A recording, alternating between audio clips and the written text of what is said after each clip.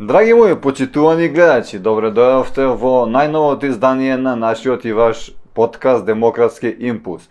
Имено оваа прилика ја користам нормално да ви честитам среќна нова година, да сте живи и здрави, во добро здравје.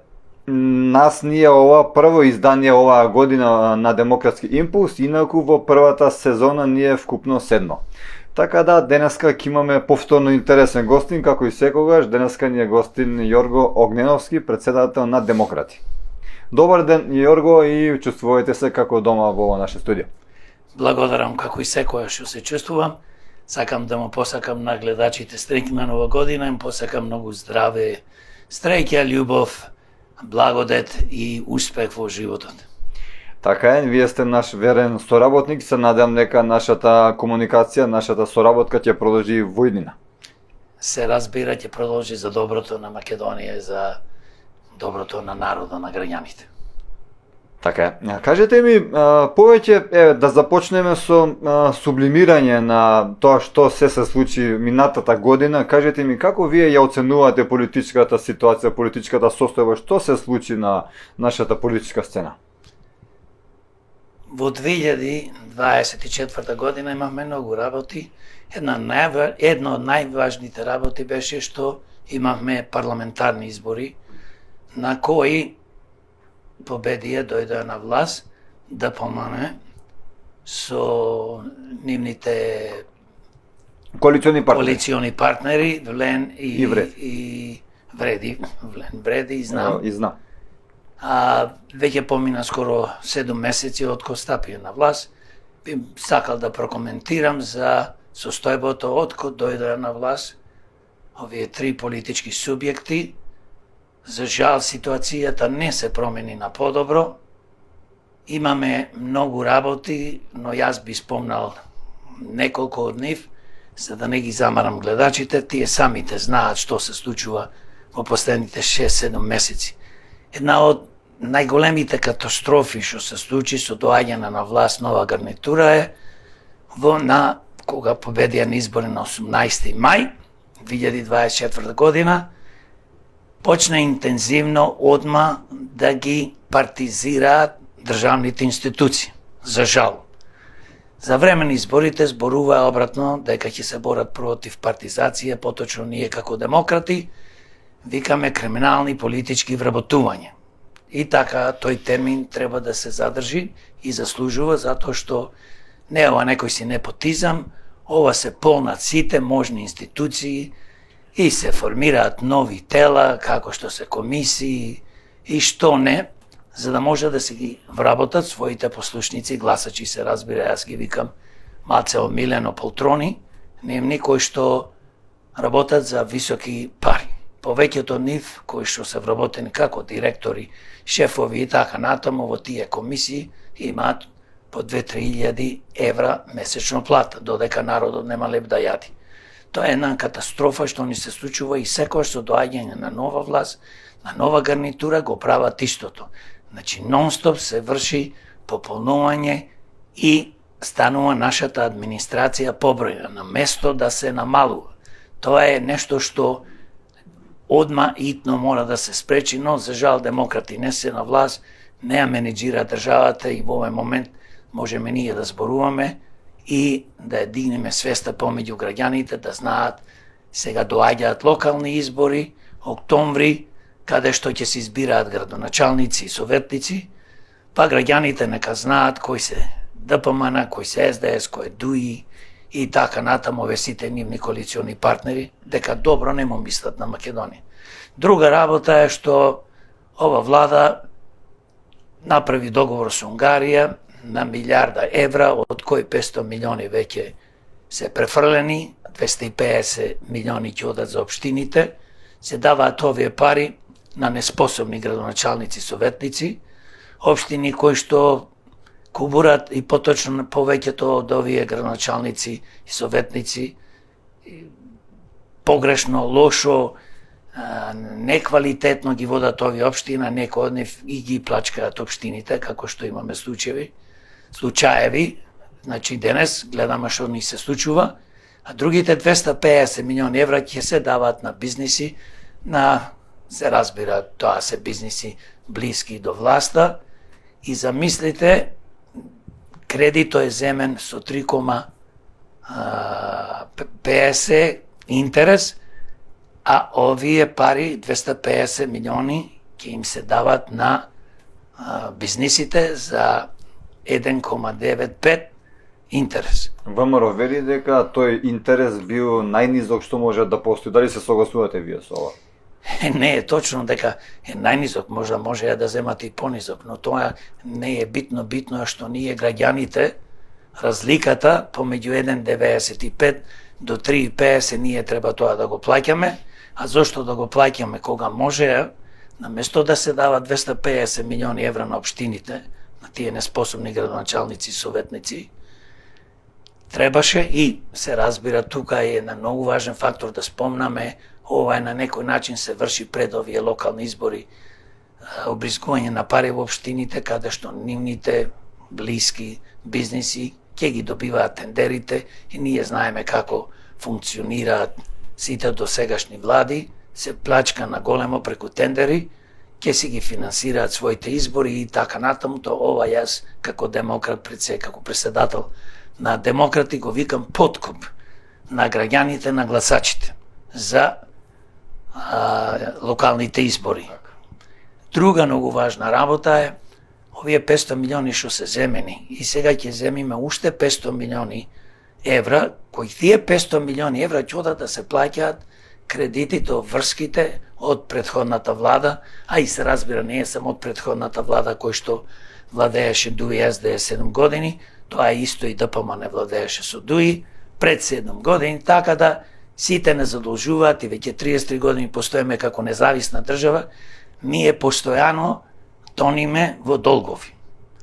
Ние како демократи велиме дека требаше овие сите пари што ќе се земат како кредит, ние да ги финансираме. Еден пример кажувам и секогаш го кажувам, за полесно да биде за граѓаните и гласачите и народот што слуша, да свата дека ако земиме кредит од милиарда, 2 или 3, ние треба тој кредит како држава, бидејќи народот еден ден ќе го враќа повеќето од кредито, да го финансираме во капитални проекти, градење на фирми, фабрики, производствени погони, како што се електрани за производство на електрична енергија. Пример, земам сега со Чебрен на Црна река. Ако ние тој проект го изградиме и е во собственост на државата, поточно на народот, на граѓаните, бидејќи ние го финансираме, самиот тој проект ќе се исплаќа. Тоа значи ќе произведуваме струја за помалце пари, поевтина струја, ние нормално ќе ја плаќаме таа струја како граѓани и автоматски ќе си исплаќаме. А вака што се случува?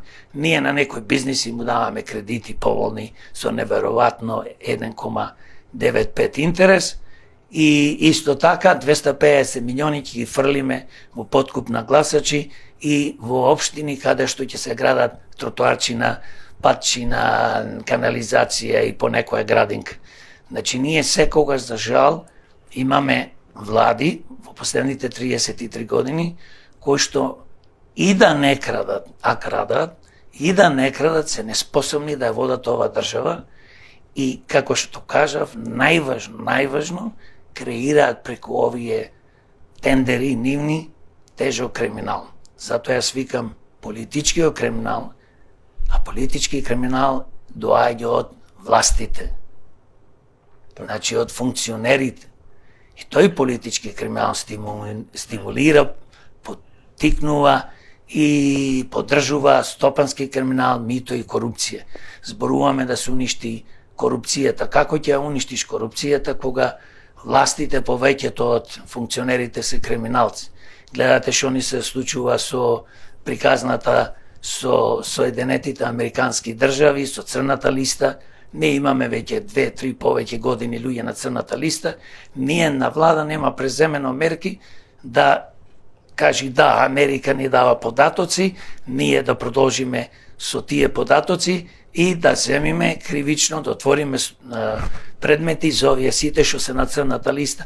Нема предмети отворено. Сега тргна веќе. Па сега Артан Грубиот ко замина, исто како Груевски во Гепек наводно, што замина така да тоа е еден договор помеѓу политичките партии како што е ДУИ, СДС, ДПМН.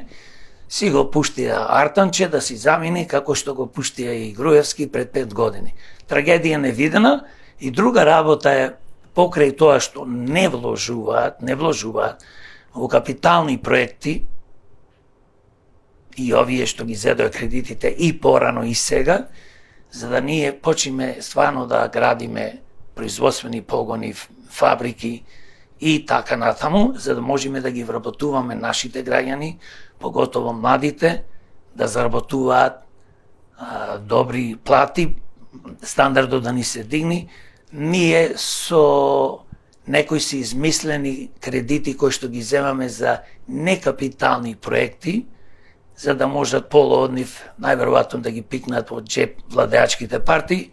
Со тоа успеваме и премногу сме успешни, поточно владеачките партии, да не ги бркат младите, повозрастни, стручни кадри од Македонија и да ни се уништува нашата држава, економијата, да не зборувам за здравството, да не зборувам за образованието, да не зборувам за инфраструктурата, колку години со децени се гради патот Кичево, Охрид, Битола, замислете 40 километри ќе го граделе за 4 години. Тоа е рамница, тоа е веќе на некој начин, таму има пат, само треба тоа да се прошири, да се реконструира и така да ние фактички да сме на една позиција, на место да вложуваме и ако треба и ќе земиме 10 и 20 билиони евра кредит, но тие кредити да се вложат во, како што кажав, во фирми, фабрики, во електрани за производство на електрична енергија, во патишта кои што ќе ни овозможат брз транспорт на стоки и на луѓе и ќе привлечиме странски капитал кој што би сакал да доаѓа овде, затоа што ако немаш се разбира патишта, ние од Битола, јас сум битолчанец, ама живеам в Скопје, Битола на релација, значи јас доаѓам од Битола до Прилеп 40-50 минути, на секој 15 метра патот е партал направен. Добро, дали може би е навреда кон македонскиот граѓанин, кон македонскиот гласач на крајот од денот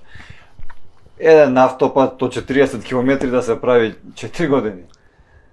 Видете, Ова дали е смешно или е трагично? Ова е трагично затоа што кажав еден пример, дали е тоа со Индија, Кина, Америка, не е битно каде, тие прават автопати по 50-100 километри со две ленти во еден правец, прават за 3 дена, 5 дена, 20 дена или 100 дена. Ние кај нас све е ова споро, бидејќи, видете, еден пример ќе дам со општините, Битола, Скопје и каде било. Градоначалниците почнале сега да градат улички, поточно да ги реконструираат, ќе скопат 50 метра, 100 метра, 200 метра улица на 10 места и цел град го направи хаос.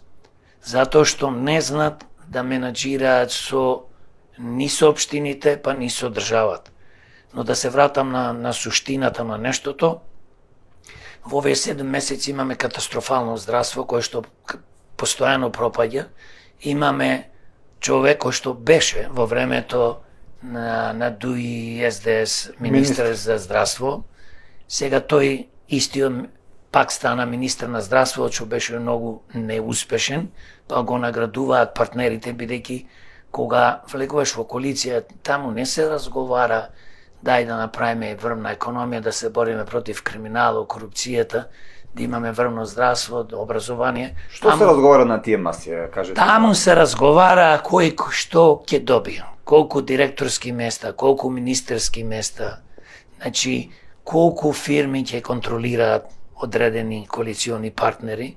Поточно кажано, таму никогаш не се разговара дај луѓе да седнеме да средиме криминалот. Значи не кој што може, не кој што сака. Јас сакам ова, дали имам за тоа кадри, тоа не е важно, дајте ми го мене тоа место, ако ве сватив. Па видете таму, еве погледнете по министерот. Значи човекот нема појма од здравство, да, тој е по професија лекар, но беше, ни покаже дека ништо не направи добро за здравството. И се ние пак, поточно властите, го ставаат министер, бидејќи имаат направено договор. Скажуваат едноставно, вреди, вели ние, или кој да било знам, бараме 3 министерства за здравство, за образование, за економија, бараме 30-50 директорски места, кои директорски места после има возможува да вработат уште 50-100 своји партиски полтрончини. И така ја обогатуваат нашата држава со непродуктивна работна сила на место да имаме продуктивна во производство. Дали е тоа во земјоделие, дали е тоа во производство на струја или фабрики како што се производство секојаш спомнувам, дечка храна, ќе произведуваме точаци, ќе произведуваме се и се што ни е потребно и што можеме ние, бидејќи ние сме земја кој што не располага со огромна сума на капитал и немаме огромна бројка на иноватори, научници. Кај нас имаме доктори на науки, за жал, и тоа се покажа дека повеќето од нив, можем слободно да кажам, ги имаат купено или добиено со пријателство дипломите, како што е премиерот Мицковски, кој што татко му го направи да биде асистент кај него, па полека да заврши магистарска, докторски и сега денес ни е премиер кој што се шета и за жал отвара секојдневно како неговиот претходник криминалец Груевски кој што избега и има азил. Значи И често пати од таму ни праќа писма. Да, ни праќа писма и не поздравува и сега и за ни честита нова година и нормално тоа е наводно жртва. Ако беше невин, немаше да бега, се разбира, невин човек не бега, како и Артан Груби, и сакам само да кажам дека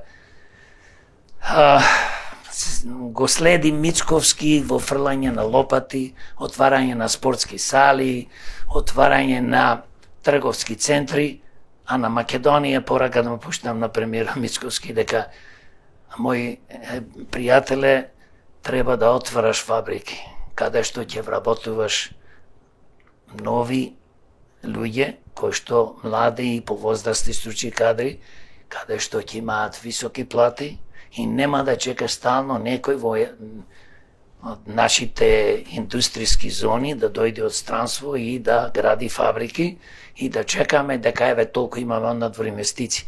Ние не треба, тоа е добро дојдени се да дојдат, да инвестираат и така треба да биде, бидејќи Македонија треба да е отворена према Европа и према светот, но ние треба едно да сватиме, господине Мицковски, дека ако не почнеш да градиш фабрики, електроцентрали за производство на струја, ако не почнеш да ги вработуваш младите, да имаат високи плати, за 5-10 години, 15, Македонија ќе се распадне. Ни ти ќе ја спасиш, ни никој ќе ја спаси. Затоа што без млади, кои ќе заминат, или кога немаме стручни кадри, како што се научници, иноватори, а не денес, ние имаме колку сакаш луѓе со докторски дипломи. И што прават тие доктори? Што има допринесено во економијата, во здравството и така натаму? Ништо. Само титула е тоа. И повеќето од нив се разбира ги имаат купено. Дали, еве, кога сме веќе кај инвестициите, дали мислите дека тие роуд шоуа што ги правеше на времето Никола Груевски беа на некој начин добри за привлекување инвестиции од странство, или мислите дека, или можеби ви имате некоја друга стратегија околу тоа поле? Видете, све е добро кога се работи за промоција на Македонија и привлекување на странски капитал. И можам слободно да кажам дека сите форми треба да се користат. Но треба една да знаеме, дека ние имаме огромна конкуренција за да привлечиме странски капитал. Прво треба да имаме работна снага. Треба да имаме стварно врвни стручњаци. Да имаме млади луѓе, наместо да ни бегаат во странство, треба тука да се тие. А знаеме, последните 10-20 години стотици илјади млади луѓе заминаја. Значи, тоа што е останато во Македонија има квалитет, но се намалува секојдневно повеќе и повеќе. Мене ми е многу жал да кажам, но еве ние имаме конкуренција од најмоćните држави во светот како што е САД, Јапонија, па Кина, па Русија, Германија, бидејќи тие привлекуваат странски капитал. Значи можам слободно да кажам дека амерички фирми во Германија отвараат своји фабрики. Исто пример јапонски како што е Toyota, Honda. Значи исто и јужнокореските фирми за производство на коли. Значи тие отвараат фабрики во Соединетите Американски држави. Бидејќи таму има многу повеќе народ, поголема куповна моќ и нормално државите викаат што ние ви ги купуваме колите, тука ќе ги произведувате за да вработувате. Значи не е ова така, па ние држава, па сите ќе трчат бидејќи е поевтина работната снага. Не е точно тоа, секогаш. Да, помага да ти е поевтина, но треба да пазиш колку ќе биде поевтина. Не можеш да ги ти понудиш нашите вработени за без пари да работат. Тоа е страшна работа, затоа треба ние уште во средно училиште и да не зборам факултети, треба кога некој ќе излезе од средно училиште, факултет, тој треба, поготово стручни училишта, треба да биде спремен. Не можеш ти да завршиш медицина после 5 години или ти треба уште 40 години пракса. Глупости не виден. Ти или да учиш за бравар или не знам за електричар во овие стручни училишта, механичар, ти кој ќе завршиш тие 3 години колку е училиштето, треба да бидеш, да знаеш одма да може да те користат луѓето. Значи ние треба малце со тоа да поработиме и да сватиме дека конкуренција има огромна за привлекување на капитал, но независно од тоа, што е друга опасна работа и што е многу тешка, утре другина во секој момент овие странски фирми може да заминат од тука. Па знаете колку фирми беа отворени во Кина во последните 20 години. Повеќето од нив заминуваат од Кина, одат во Виетнам, пример зборувам, или Индија. Индија има повеќе од 1.4 милиони, ја надмина по број на жители Кина. Но тоа не значи дека Кина има огромна куповна моќ, бидејќи има 1.4 милиони граѓани и таму ќе има фабрики, но заминуваат затоа што секогаш овие луѓе што доаѓаат, што инвестираат, ако најдат негде подобра работна снага, или поевтина, или слично, или подисциплинирана, поквалитетна, постручна, ќе заминат. Ќе остат фабриката во еден ден, ќе си заминат. Затоа јас велам дека владата наша, моментално што е на власт, или ние како демократи, како партија, граѓаните ден ќе не дадат овербата, ние ќе ја менеджираме ова држава. Бидејќи знаеме како имаме луѓе, стручњаци во Македонија има во изобилство, стручњаци кои што може да ги користиме, честни луѓе, не партиски војници и такви глупости, а и се разбира може и да повикаме помош и од странство од стручњаци, да креираме на врвна економија, врвно здравство, образование, инфраструктура, да спасиме животната средина, а не ние денес имаме пример се зборуваме што направиле во овие 7 месеци новата влада за животната средина. Ништо. Цело време истата приказна. Како доаѓа нова влада? Абе, знаете тоа, просто народски кажано, многу време зема да се исчисти. Многу време и не преземат никакви конкретни мерки. Зборуваат за некој електрани на сонце, на ветер, ќе се изгради нешто, зборуваат за некој, да речеме, превозни средства како што се автобуси, електрични и така. Тоа не е доволно, тоа треба конкретно и одма сега. Како се доаѓа на власт, како се почнува да се менеджира државата, одма треба да се решава тој проблем. До кога ќе го имаме проблемот? Скопје вчера беше најзагаден град во Европа. Битола, Тетово и други градови, Куманово, не трујат секој дневно. Што имаме ние во Скопје? 500.000 жители, во Битола има 50.000, Куманово 60-70.000, Тетово исто толку. Нашите градови се загадени исто, малце помалце или повеќе од Нью Делхи и некои други огромни градови кои што има 20-30 милиони. Каде е таа логика? Значи, на ниедно поле 7 месеци немаат конкретни мерки, зборуваме сега за животната средина. Немаат конкретни мерки за економијата, немаат конкретни мерки како да подобрат здравството, бидејќи нормално си донесува неспособен министер за здравство. Исто така во здравството, во образованието немаат конкретни мерки. Што е тоа образование? Да не можеш да се справиш со продавање на дипломи? Да отвориш како што на времето на Груевски, кај што му текна, отвори факултети. Значи, зошто? Па таму, знаеш, да не трошат сите во Скопје. Не е поентата, треба да отвориш доволно факултети колку ти се потребни. А не да отвориш 100 факултети, а ти се потребни 5 или 10. И треба да водиш политика. Колку ова година ќе ти заврша за лекари, колку економисти, колку инженери, колку медицински сестри, како така, само ајде пушти ги луѓето, нека трошат пари и после нема работа. И после ќе ги лажиш со книжки, дојдете во партијата, гласајте за нас, носете луѓе за да победим на избори, не се секирајте, ќе вработиме сите. Измама невидена, манипулација невидена. Така не се гради држава. Токму и во таа насока ми е на моето следно прашање. Нормално е на крајот од денот нашиот разговор да се заснова на политика, заради тоа што вие сте председател на политичка партија, сакаме и народот сака да ги слушне вашите ставови. Повеќе од 6 месеци ВМРО ДПМН со коалицијата се на власт. Што направи или што не направија според вас? Дали мислите дека има некаков напредок? Спомнавме за здравство и за други гранки или нема? Дали сме полоши од што бевме или сме некој статус кво? Па јас кажав, ние сме полоши од пред 7 месеци, бидејќи тониме. Ова ни се случува 33 години, ние само тониме. Зошто? Еве конкретниот случај. Земаме кредити, владата зема кредити, на место да ги инвестира, да почне да гради фирми, фабрики, производствени погони, како што спомнав, електрани за производство на електрична енергија, тие тоа не го прават, тие му даваат пари, значи на општините да потрошат 250 милиони, да си купат изборите, просто кажано, и да повеќето бидејќи нивни се градоначалници да кажат, еве гледаш нешто се работи. Од друга страна 250 милиони одат пари за бизнисите со некои неверојатно поволни кредити. Значи ние земаме кредити државата на бизнисите да му дава. Па самите бизниси треба да си земат кредити од банките.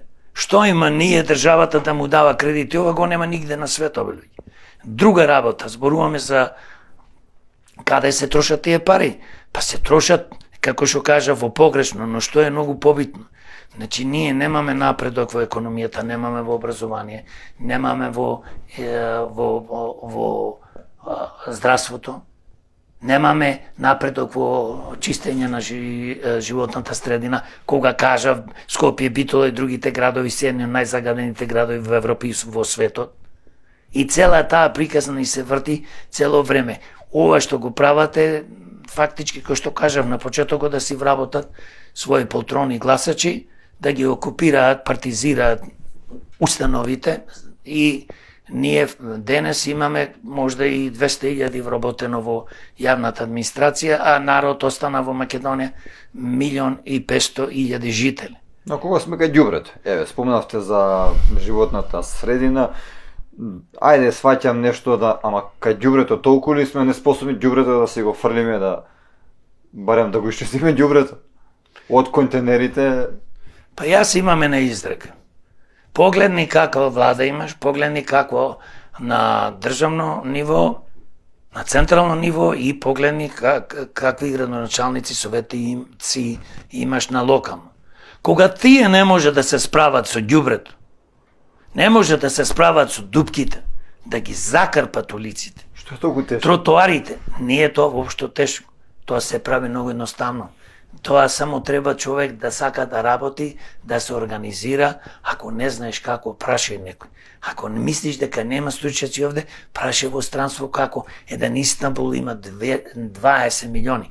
Лос Анџелес со околината има преку 20 милиони. Како таму нема вака ѓубре по улици расфрлено? Како нема куќи на скитници? Овде куќината ќе не изедат.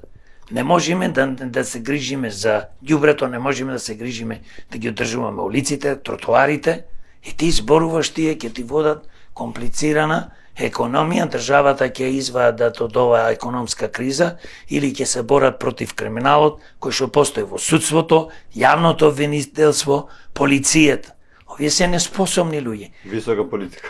Не да е тоа висока политика, овие се луѓе кои што доаѓаат 33 години тоа не се случува, доаѓаат на власт со една единствена цел, да владеат, да се богатат, да живеат раскошен расипнички живот. Ни за Македонија, ни за економија, ни за здравство, ни за образование, ни за инфраструктура, ни за животна средина, ни за пензионерите, кои што се оставени на милост и немилост и ги лажиме со 2.500 зголемување на 6 месеци, и сега минимална пензија било 15.000. Па кој може да живее со 15.000? Цените ко растат астрономски секојдневно. Токму сега сакав да ве запрашам за пензионерите. Дали може би им се подобри животниот стандард на пензионерите? Па како му се подобри животниот стандард со 2.500 што му зголемиме во септември и сега ќе му зголемат во март? Па видете, минималната пензија беше земјоделска, да не речем 10.000 денари, а другата беше 13. 97.000 пензионери до пред 4 месеци земаа пензија, значи 97.000 земаа пензија околу 13.000 денари.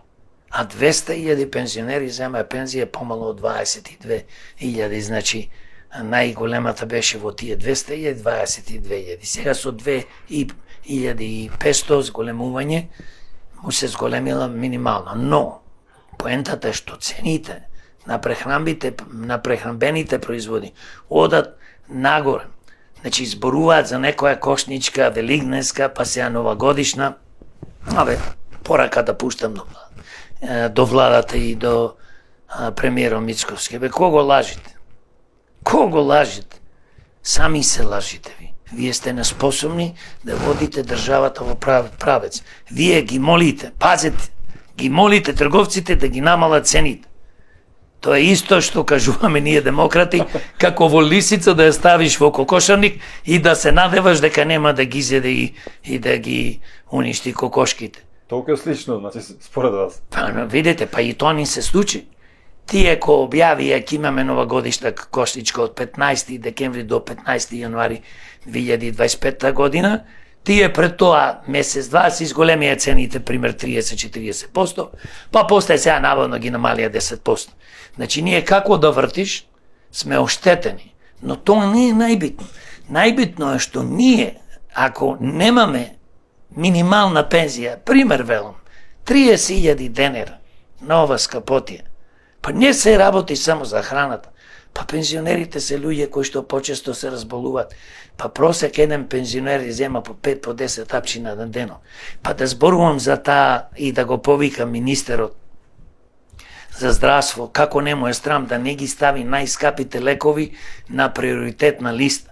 Па знаете дека има лекови по 4, 5, 6.000 денари месечно кои што требаат пациентите, постарите и помладите да ги земаат како терапија секој месец до крајот на нивните животи. Само еден лек. Па луѓето плаќаат по 8, по 10, па и не знам и повеќе бе. Тоа не, како може, како не му е срам на тој министер по здравство и на владата да каже, зборувам, да каже сите овие скапи лекови ќе ставим на приоритетна листа. Сите лекови што се, значи, модерни, современи, со подобар ефект, со помалце негативни ефекти, а поквалитетни да се лечат, треба тие да бидат. Јас зборував со една апотекарка и вака ми вика, господине Огнеровски, ве познавам кој сте, шо сте. Земете, зборувајте на телевизија малце да ја дигнете свеста. Кај нас лековите на приоритетна листа се лекови по 15, 20, 30, 50, 100 денари. Не треба тие да бидат на приоритетна листа. Кај нас треба лекови од 4-5 илјади денари. Имате лекови за канцер, имате лекови за срце, имате лекови за се. Тие се ужасно скапи. Како ние ќе одиме напред? Со кој министер за здравство и со која влада? Вела дека лековите за канцер треба да се бесплатни и да го следува секој болен, но кога ќе се соочите со таа болест и кога ќе отидете на онкологија, ништо не е бесплатно. се да тоа замачкува на очи. Јас само едно да кажам, ко демократ и председател на демократи, ние во нашата програма имаме многу јасна визија што треба да се направи со здравството. Само да спомнам неколку примери. Прво, зборуваме за лековите. Ние зборуваме како демократи во Македонија мора да имаме бесплатно здравство. Може да имаме приватни ординации, болници, се разбира, здравствени установи, може да имаме паралелно како што имаме државно здравство. Но државното здравство мора да биде бесплатно. Не можете вие на пензионерите, кои што цел живот работе и плаќаат доприноси, да му барате пари. Еве, мајка ми пред да почнем ќе ви кажам, пример, плаќавме месечно по 1500-2000 денари за лекови, а пензијата му беше пред 3 години го почина 11.000 денари. Значи, нема секој син што има пари или нема секој пензионер, па и што има син или ќерка, значи здравството мора да биде бесплатно, не само за пензионерите, за сите нас.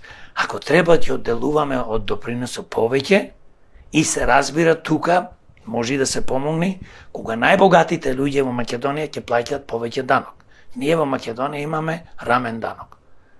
Дали вие заработувате 3000 денари месечно или 3000 евра месечно или 300.000 евра месечно, вие плаќате 10% од прилика. Тоа е невозможно. Така не може да функционира нашата држава.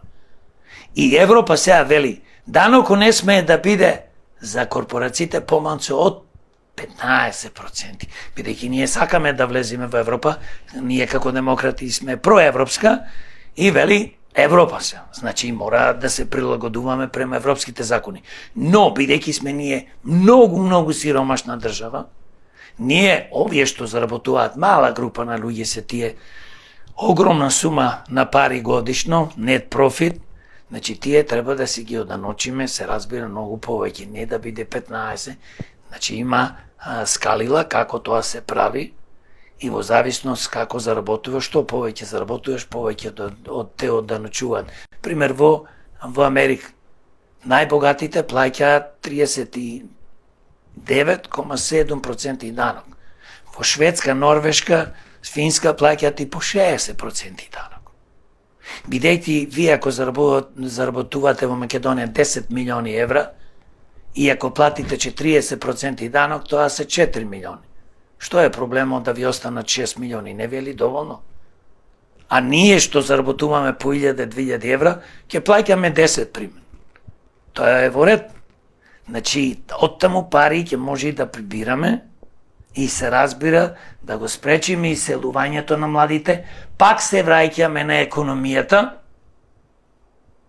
дека ние мора да инвестираме, мора ние, бидејќи ако никој не доаѓа овде да гради фирми, фабрики, никој не доаѓа да ни гради електроцентрали за производство на електрична енергија, ние ќе мора да земаме кредити и тие кредити да ги вложуваме во нешто што ќе ни носи профит, поточно вредност. А тоа е производство на струја, таа ќе си биде наша. Сега, кога овие фирми, фабрики и централи и така натаму ќе се разработат како што треба, сите тие може слободно да ги регистрираме на берзата.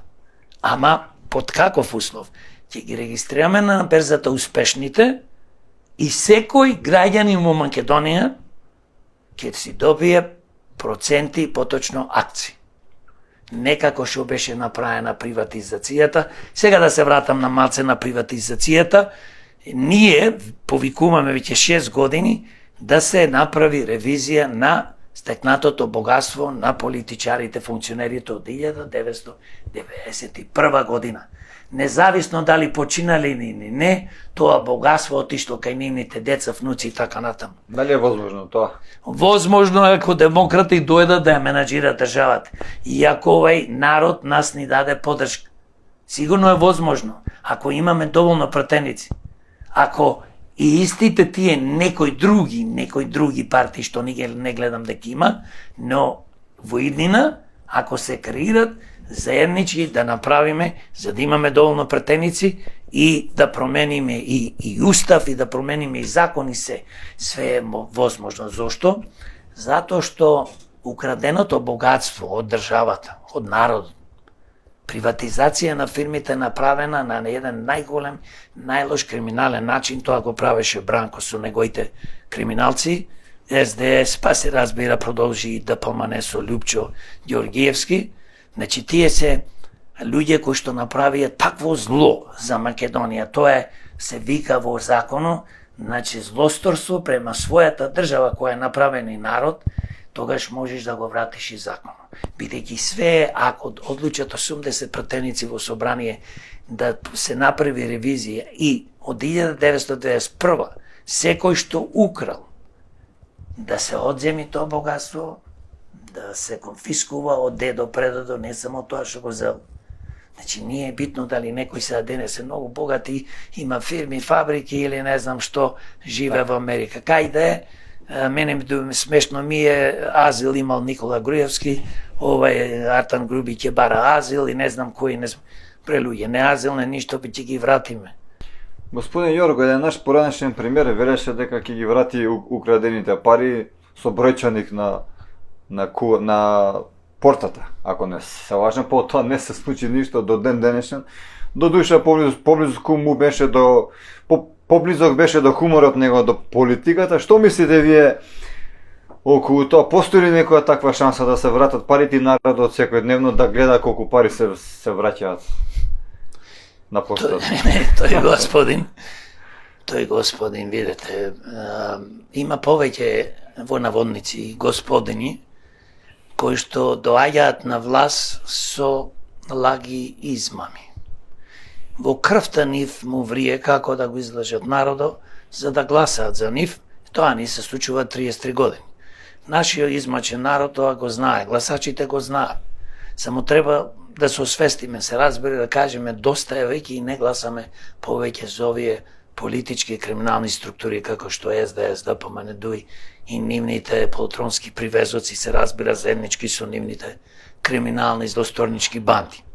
Значи, кога зборува за бројчани, кога зборува ќе ги вратиме, ќе одиме еве сега и од ДУИ, Али Ахмети почна да зборува дека се направи ревизија на приватизацијата.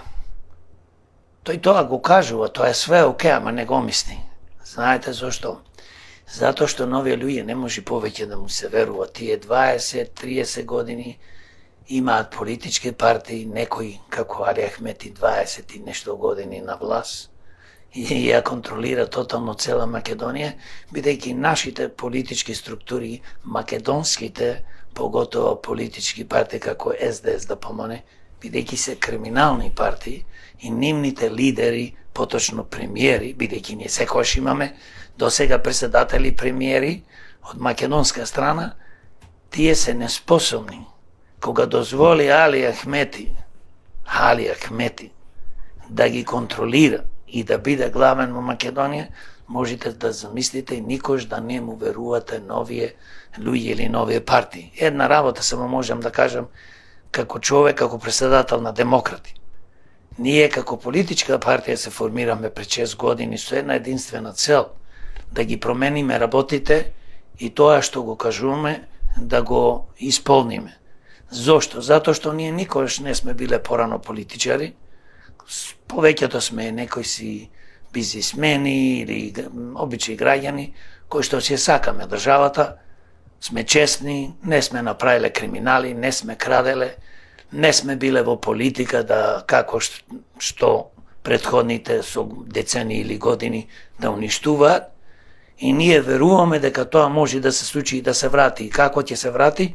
Бидејќи треба да се донеси закон, затоа што кажав претходно, ако е направено од страна на политичарите, од страна на претениците, кои што донесува на еден легален начин во собрание, закон или закони, и со тоа направи огромна штета, поточно злосторство врз Македонија и народо, да го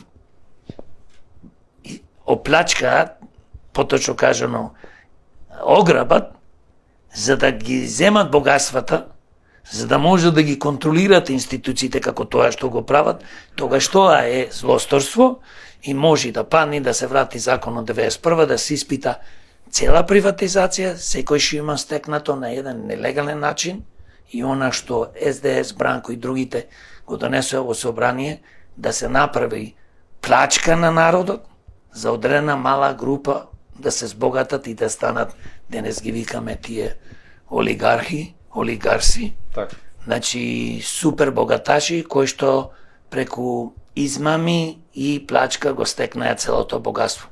Дали гледате кај оваа власт искрена желба, знаење и умење и заложба за да се справи со корупцијата, коруптивниот систем во полицијата, во судството, во обвинителството? Видете, почна со апсење. Еве еден пример ќе кажам. Од кога Артан Груби беше ставен на црната листа на САД и од кога демократи ние почнавме да пишуваме по медиумите како што е Facebook или подкастот Демократски импулс. Последното интервју, впрочем, вие бевте тука кога правев мемует пред да побегне, дека е возможно да побегне и утре дента човекот му одувна. Сигурно, ние и тука дававме предлози што да се направи и кажувавме за ова власт. Ова власт нема стварно искрени намери, бидејќи ако има искрени намери, сега слушам ќе ги ослободувал, пази, ќе ослободувал Миле Јанакиевски, бидејќи се смета со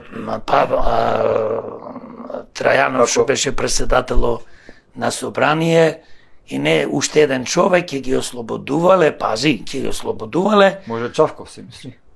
Не, тој веќе во затвор, ќе ги ослободувале, пазете, ќе ослободувале од обвинување дека тие не се криви и нема наводно доволно државата докази дека ги организирале овие да речеме што беа конкретно случај 27 април нередите во собрание. Дали тоа треба да биде изјава на еден премиер? Дали е он судија? Нашиот премиер, мислам, не е наш на демократи, не е мој фактички, тој е премиер на тие што си го гласале и стварно направиле голема грешка.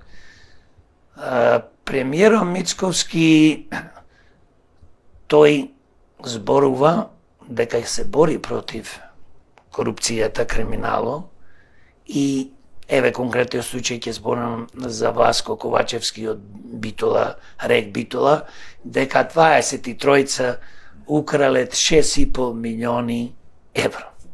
Тоа е приказна за мали деца, бидејќи тоа е добро што се тој брка и за 2 милиони и за 500.000 евра треба да се бркат и за помалце луѓето, но тие поточно владата треба да се фокусира на криминалците. Значи тие, замислете, ги све ќе направат за да ги заштитат нивните криминалци од партијата.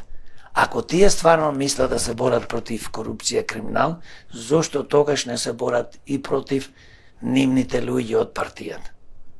Зошто не се борат? Туку сега нормално се одат против други како што се Дуи Артан Груби, пазете, беше ставен на црната листа и се разбира за мене не е доволно од нивна страна и не верувам дека до крај тие ќе се изборат, бидејќи тие си направи еден договор да си замени Артан Груби.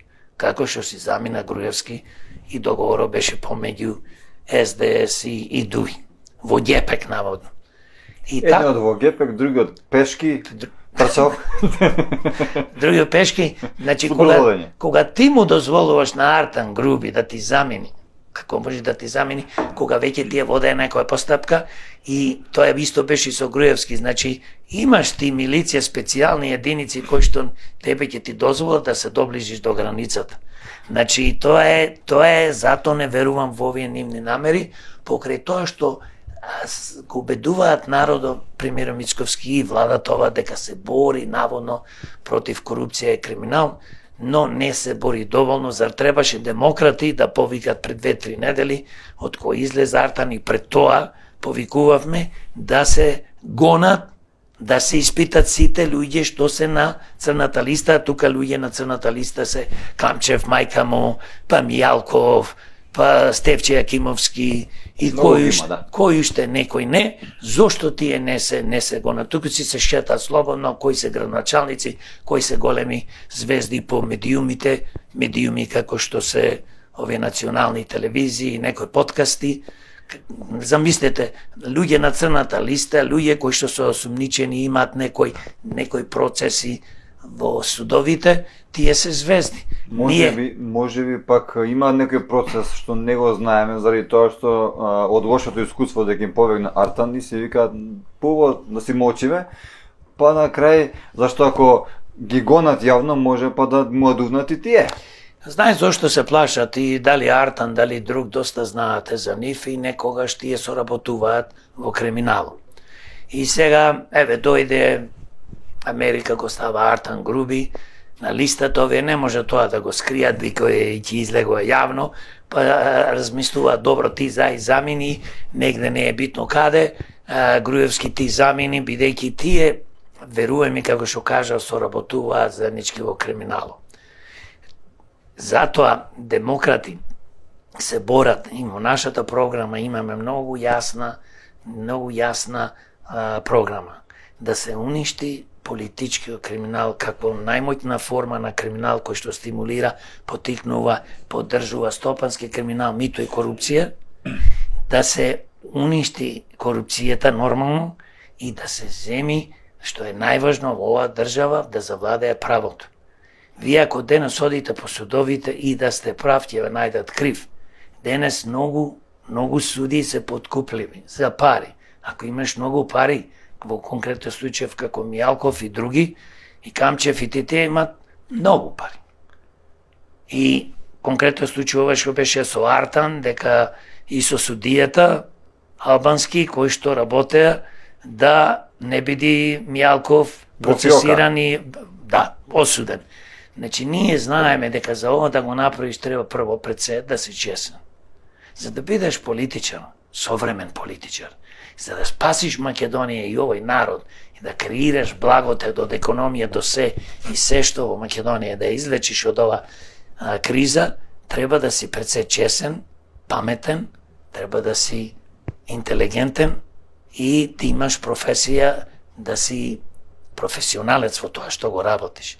А не кај нас, за жал, професијата политика ја сватија како нешто ако си градоначалник, ако си советник, ако си министер, премиер, овие се твои 5 минути шанса, тие 4 години, 8 години, колку ќе бидеш, удри, кради и плачкај. Не може и така. И благодарение на Америка, и се заблагодарувам на Соединетите Американски држави, и на State Department, но и на амбасадорката, што дознаваат, ги откриваат овие лопови, да ги кажам, кои што еден ден, кога демократи ќе менаџираат со оваа држава, ќе ги позатворат сите, но што е уште поважно, парите ќе се одземат уште од 1991 година. Ќе се конфискува, ќе се врати кај народот и еднаш за секојаш овој народ, поготово политичарите, да знаат дека ако имаш честни политичари, тогаш државата ќе оди напред и ќе можеш да креираш функционална и правна држава. Господин Јорго, политички подкаст па со самото тоа ми дозволува и да поставам по некој неформално прашање.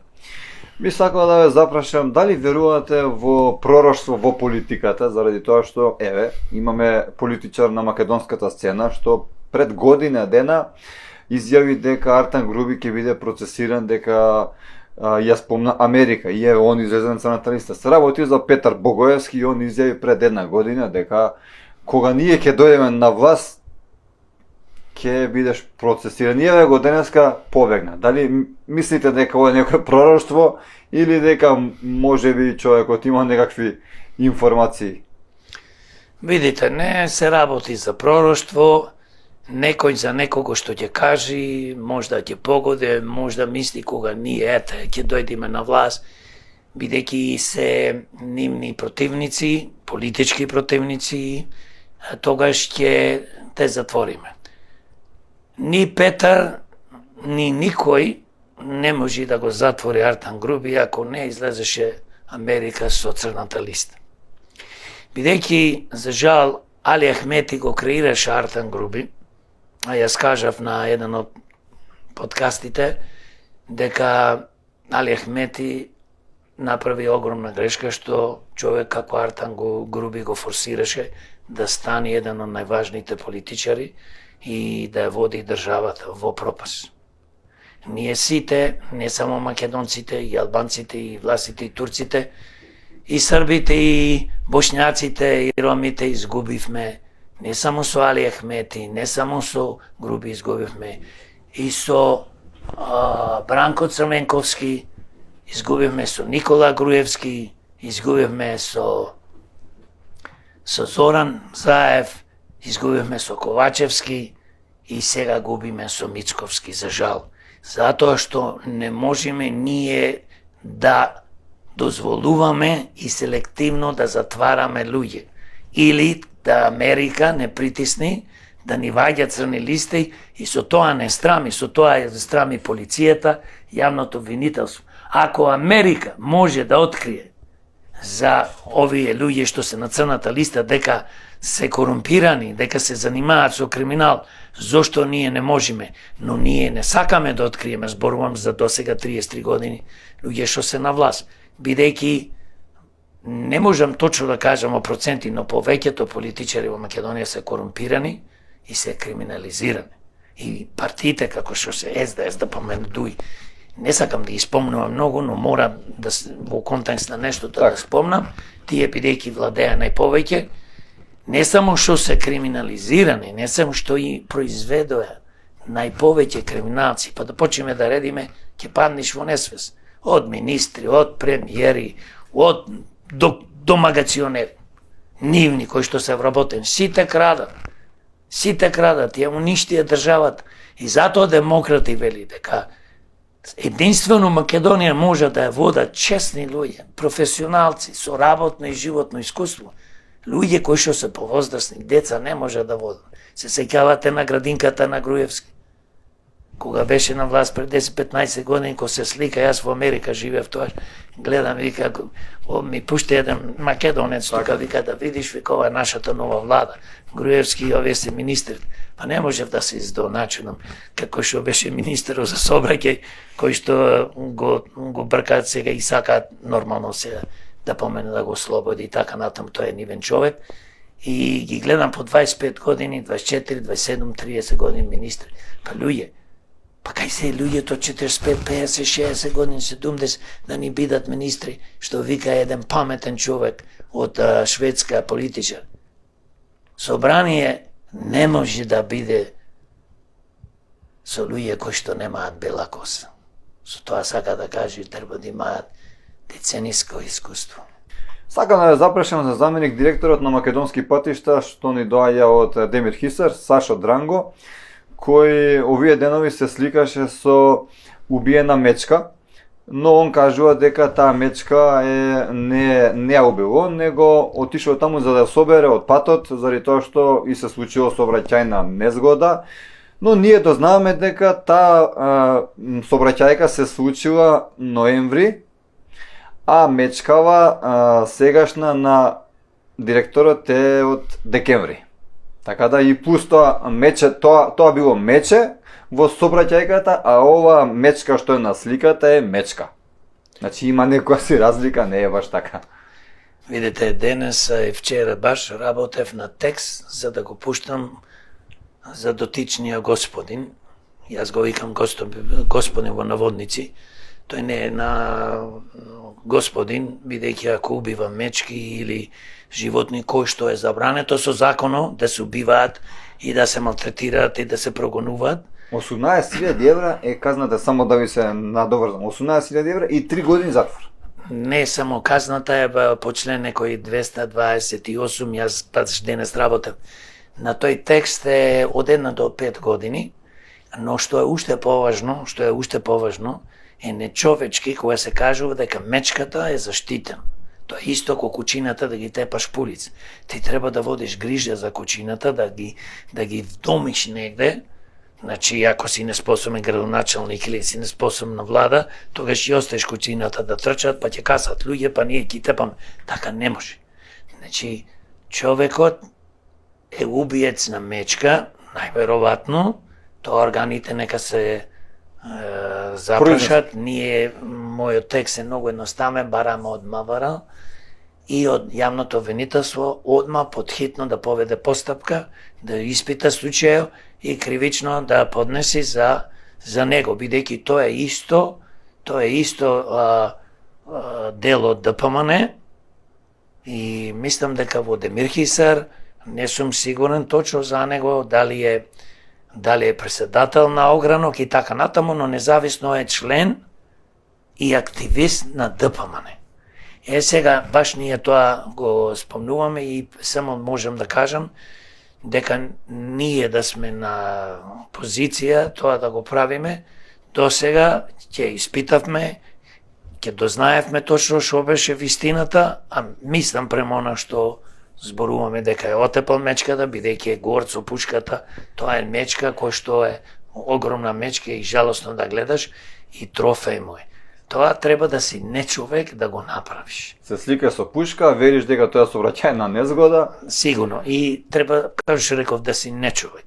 Значи, за тоа треба да биде поднесено, значи, престапка, да се испита и да се казни према законот. И затоа, еве еден пример, ќе кажам за во Америка, оти живеев таму доста време, таму ако го малтретираш, го тепаш куче, ќе си лежиш 1-2 години во затвор. Значи, не можеш и да е твое или пулиц, ние мора да се бидеме хумани. Ако човек кој што не е хуман према животните, тој човек не е човек. И затоа треба да биде казнет. И мислам не вреди повеќе да разговараме за него. Бојан Христовски доби сертификат за тајните на НАТО како стана директор. Но сертификат за државни тајни медиумите велат нема, премиерот вели има, тоа некако виси во воздух. Што мислите вие околу?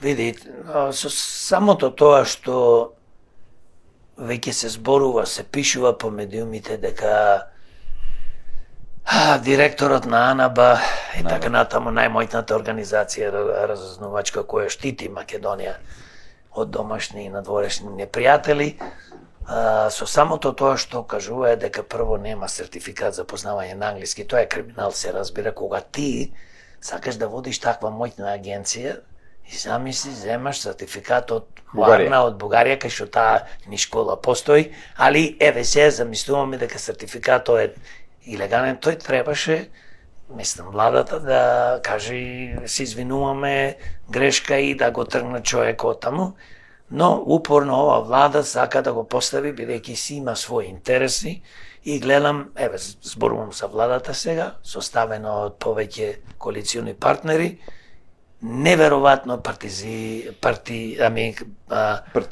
партизираат полицијата, па и суството сака да го истуркаат и јавното обвинителство, за да биде некој, ајде да кажем, режим, кој што утре други ден се ќе му помине и знаете како, кога ќе дојдеш на власт, си нечесен, а во конкретен случај ова власт не е честна, затоа што тука имаш некој си знам, кој што е еден обичен отпушок, еден дел од СДС, цел живот тие луѓе кои што се сега во знам од председателот Максим, па завршувајќи до пратениците повеќето и главните што му се тие биле цел живот, како Весна Бендевска 2 пати беше во собрание. Во комисија.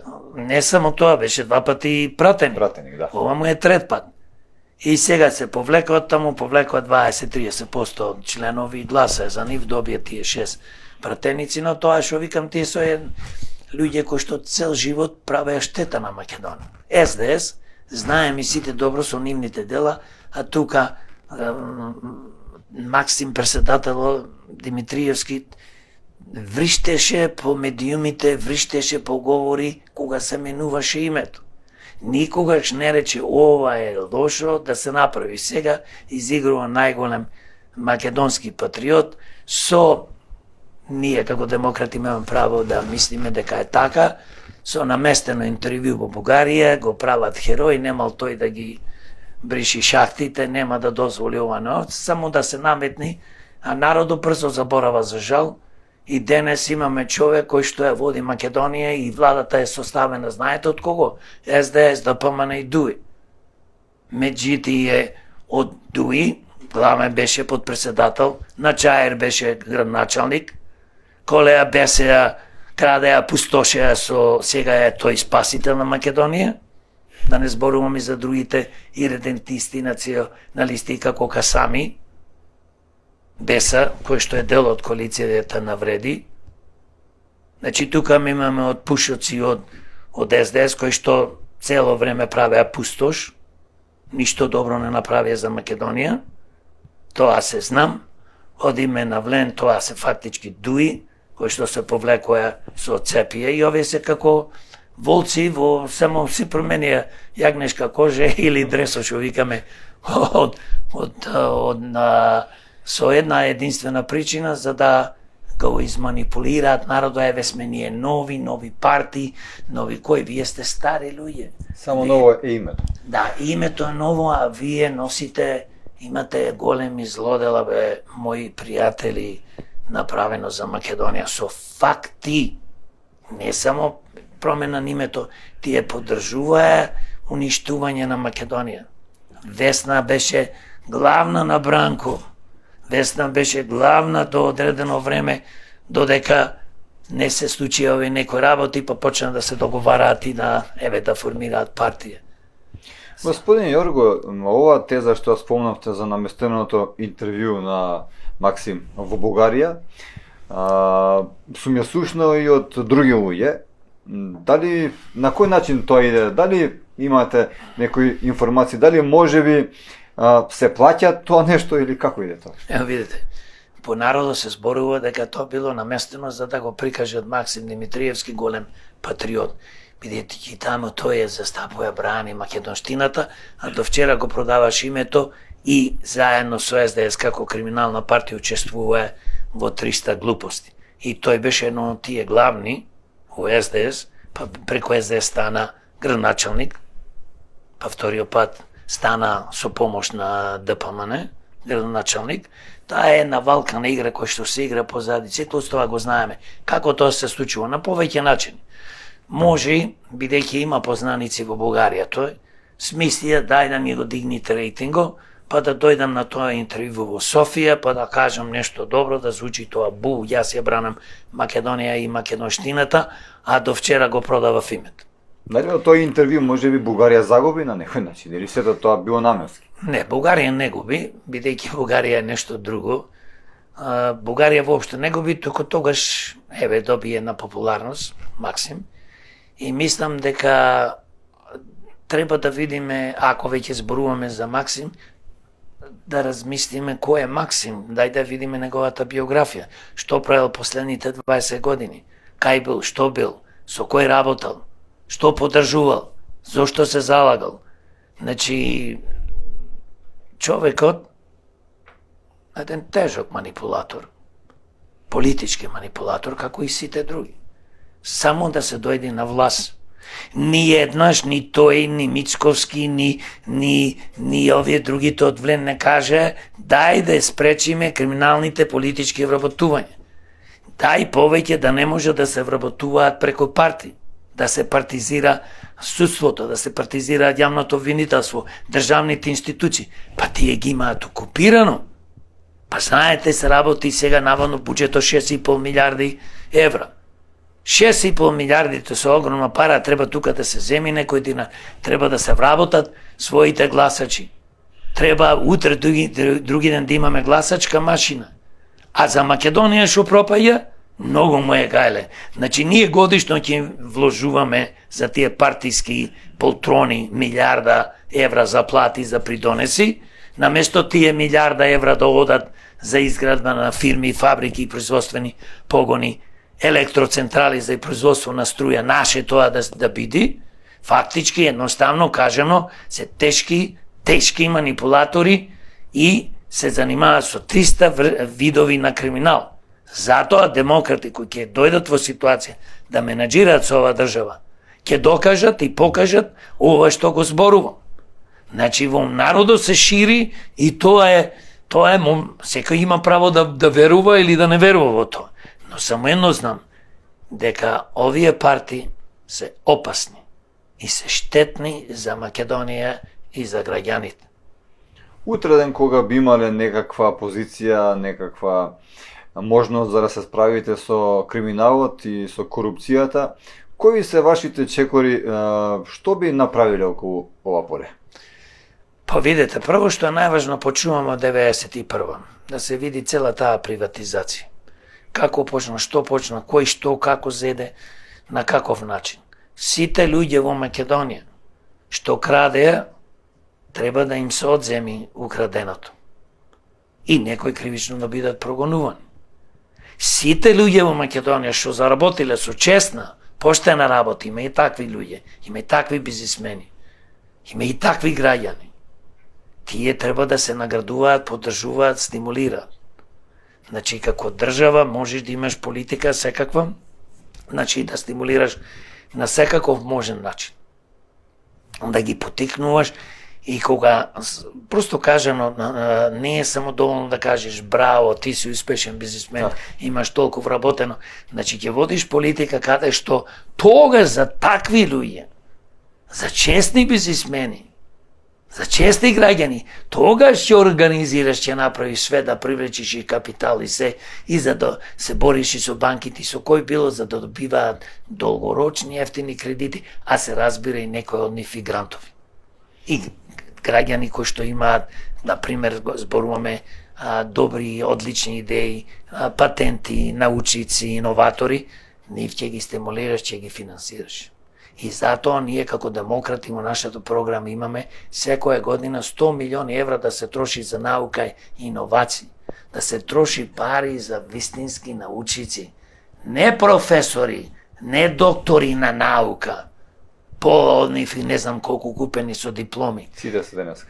Нека одат тие кај сакаат и нека предаваат што сакат. Нас ни треба научници и иноватори, кои што нивните патенти, нивните научни, не е она теорија, филозофија, не знам дали е политички науки, дали е економски или не знам што. Нас ни треба луѓе што ќе измислуваат работи. Нас ни треба да имаме фабрики, нас ни треба да некој во Македонија да измисли лек за канцер.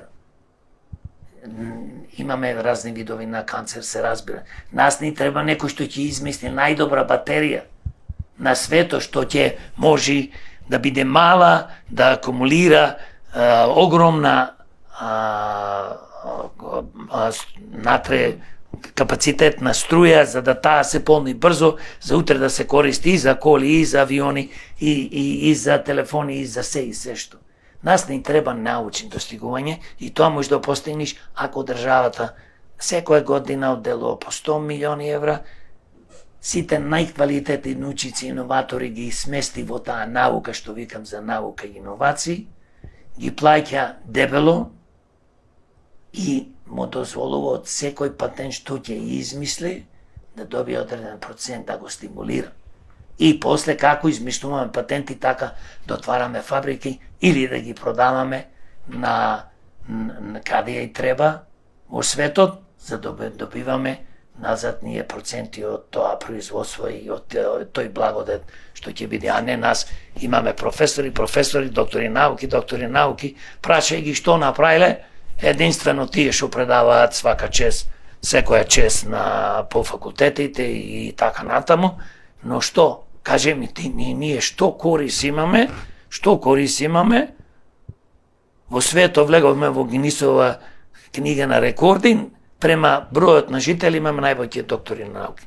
А најзаостаната економски држава и пропаѓаме. Имаме најповеќе криминалци политичари, најповеќе бизнисмени политичари, има одредена група на граѓани кои што се нивни послушници и полтрони му ги извршуваат нивните валкани работи и ние што креиравме од државата, влези во политика, кради, пустоши, наместо мотото да ни биде работи и само со работа се стекнува Така.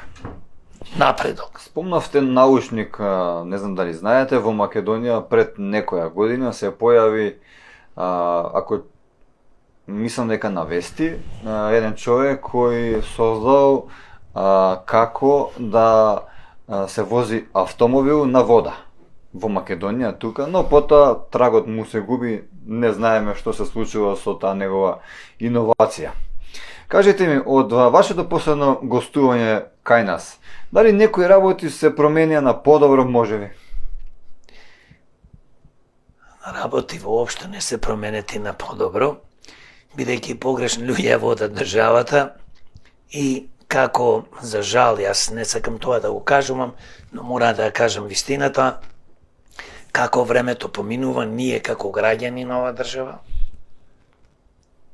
ќе сватиме дека, за жал, кои од овие луѓе гласале за оваа гарнитура, дека направиле капитална грешка. И второ, пак ќе кажам дека најмоćна елита во една држава се политичарите, а не треба така да биде. Не треба политичарите да бидат најмоćна елита, да контролираат све живо и диво. Политичарите треба да бидат луѓе кои што ќе носат закони, кои што едноставно ќе носат закони за доброто на државата Македонија, кои ќе носат закони за бизнисите, ќе бидат позитивни, а не тие си носат закони, конкретно, например, закон што беше во 2024 година, кривичниот законник. Од 10 до 1 година, од 1 до 10 години беше за злосторничко здружување, си направи од 1 до 3 за старија сите нивни дела, со тоа парите што милиарди што ги искрадија, си ги чуваат и затоа верувам дека во една држава, ако не дојдат да ја менаџираат честни луѓе, кои што ќе почнеме од премиер, па председател, па собрание, па одиме долу до градоначалници, советници, ние ова држава, за жал, ќе продолжиме да уништуваме. И затоа се родија демократи, за да го спречиме ова. И затоа зборуваме денес кој се ДПМН, кој е не знам кој и не знам кој. Значи, народот треба да знае, да слуша. И благодарение на Демократски импулс подкасто, благодарение што ни давате шанса ние да можеме да зборуваме и да се слушне нашиот глас, бидејќи за жал демократи во 2024 и 5-6 години пред тоа сме блокирани тотално од телевизиите, кој да не постоиме. А по овие национални телевизии, локални или не знам некои си портали и подкасти, се тоа луѓе кои што ние уништувале Македонија, све се некои аналитичари кои што 20-30 години цело време лупаат иста глупост и ништо не се има променето. Напротив, тие се луѓе кои што помогнаја да се уништи. Конкретниот случај имаме еве политичари кои што учествува и во грабеж и во уништување Македонија и тие пополнуваат емисиите на Канал 5 или Сител или некои други телевизии. Страмот. Господине Јорго, многу ви благодарам за вашето гостување и се надевам нормално дека повторно ќе ни дојдете да ни гостувате. Заради тоа што има уште многу теми. Благодарам за поканата и драго ми беше што разговаравме за проблемите и за решенијата за нашата убава Македонија, како да ја направиме функционална држава и правна. А на вас, драги мои, нормално дека сакам да ви сугерирам да се претплатите на нашиот канал, да стиснете лајк и да го споделите ова видео доколку ви се допадне и за да допре до што повеќе луѓе.